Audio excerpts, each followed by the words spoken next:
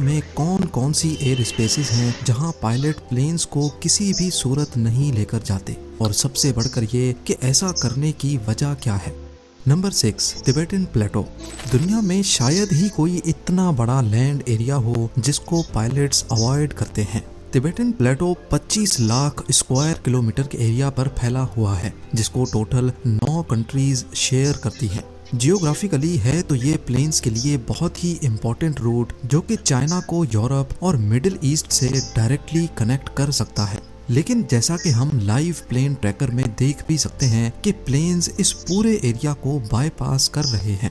इसकी सबसे बड़ी वजह प्लेटो में पाए जाने वाले ऊंचे तरीन पहाड़ी सिलसिले हैं जो चाइना से स्टार्ट होकर नेपाल, भूटान से होते हुए अफगानिस्तान में जाकर खत्म होते हैं। यहाँ एवरेज पहाड़ों की ऊंचाई 14,000 फीट है और कमर्शियल प्लेन्स नॉर्मली 35,000 फीट पे फ्लाई करते हैं। वैसे तो प्लेन्स इन पहाड़ों से काफ़ी ऊपर ही रहते हैं, लेकिन इमरजेंसी की सूरत में, जैसा कि केबिन में से प्रेशर लीक हो जाना या इंजन का किसी भी वजह से फेल हो जाना, इस सूरत में ऑक्सीजन मास्क ऑटोमेटिकली ड्रॉप हो जाते हैं और अब पायलट के पास सिर्फ और सिर्फ 20 मिनट होते हैं।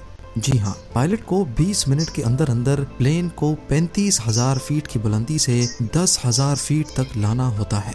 क्योंकि तिबेटन प्लेटो की एवरेज हाइट ही 14,000 फीट है, इसी वजह से यहाँ पे ऐसा करना पायलट के लिए नामुमकिन हो जाता है।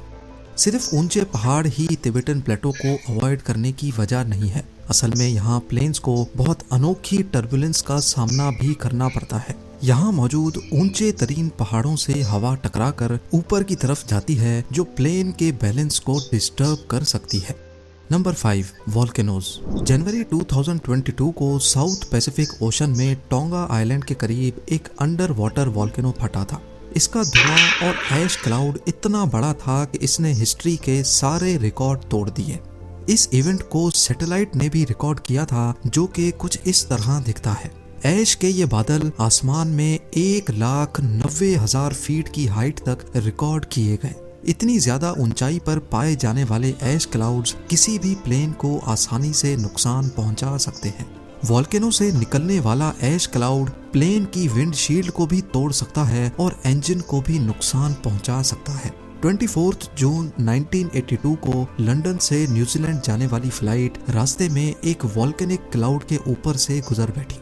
ये वो दौर था जब जहाज में स्मोकिंग करने पर कोई पाबंदी नहीं हुआ करती थी। जब जहाज में धुआं जमा होना शुरू हुआ तो पहले सबने समझा कि शायद कोई स्मोकिंग कर रहा है, पर आगे जो हुआ उसने सबके रोंगटे खड़े कर दिए। क्रू और पायलट को धुएं में सल्फर की बदबू आने लगी, तभी वो समझ गए कि जरूर कोई गड़बड़ है। वॉल्केनिक ऐश इंजन में जाकर मेल्ट हो गई, जिसने जहाज के सारे इंजन्स को बंद कर दिया और अब प्लेन अपना एल्टीट्यूड लूज करने लगा। खुशकिस्मती थी कि 37,000 फीट से जब प्लेन 12,000 फीट तक पहुंचा तो 4 में से 3 इंजन्स स्टार्ट हो गए और प्लेन को बाहिफाजत लैंड करवा लिया गया। लेकिन इस वाक़े के बाद से पायलट्स ने वॉल्केनोज के ऊपर फ्लाई करना ही छोड़ दिया।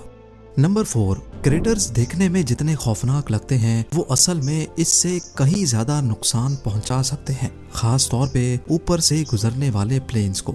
हमारी दुनिया में करीब 170 एस्ट्रॉयड इम्पैक्ट क्रेटर्स हैं, जबकि कई माइनिंग कंपनीज की तरफ से भी बनाए गए हैं। वैसे तो हाई एल्टीट्यूड पे ये प्लेन्स को कोई नुकसान नहीं पहुंचा सकते, लेकिन लो एल्टीट्यूड पे इनके ऊपर से गुजरना खतरे से खाली नहीं है, क्योंकि ये प्लेन्स या हेलीकॉप्टर को अपने अंदर खींच भी सकते हैं। असल में क्रेटर जितना ज्यादा गहरा होगा उसका बॉटम उतना ज्यादा गर्म होता है। क्रेटर के बॉटम पे गर्म हवा ऊपर की तरफ ट्रेवल करती है और बाहर की ठंडी हवा क्रेटर के अंदर जाती है। गर्म और ठंडी हवा के इस एक्सचेंज से क्रेटर के अंदर वोर्टेक्स इफेक्ट पैदा होता है, जिसमें सक करने की, खींचने की ताकत पैदा हो जाती है, जबकि क्रेटर के बाहर बहुत ही अनयूजुअल स्ट्रेंज टर्बुलेंस पैदा हो जाती है। यही वजह है कि पायलट्स क्रेटर्स को देखते ही अपना रास्ता बदल लेते हैं।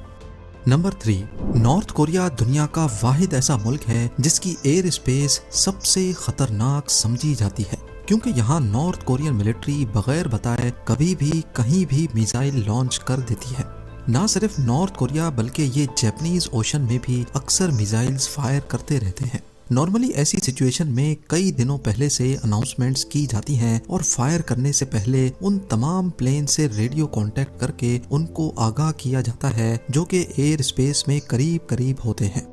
यही वजह है कि कमर्शियल फ्लाइट्स जिनको सिर्फ नॉर्थ कोरिया को क्रॉस करना होता है वो अब उसको बाईपास करके गुजर जाती हैं। नंबर 2, सऊदी अरब की होली सिटी मक्का दुनिया भर के मुस्लिम्स की बहुत इम्पोर्टेंट इबादत गाह है। ऐसा माना जाता है कि मस्जिद हरम अर्थ की सेंटर ऑफ ग्रेविटी के ऊपर बनी है, इसी वजह से ना ही इसके ऊपर से कोई प्लेन फ्लाई कर सकता है और ना ही परिंदा। पर असल में ऐसी बातों में कोई हकीकत नहीं है। मस्जिद हरम के ऊपर से प्लेन इस वजह से नहीं गुजरते क्योंकि सऊदी गवर्नमेंट ने इसको नो फ्लाई जोन कर रखा है।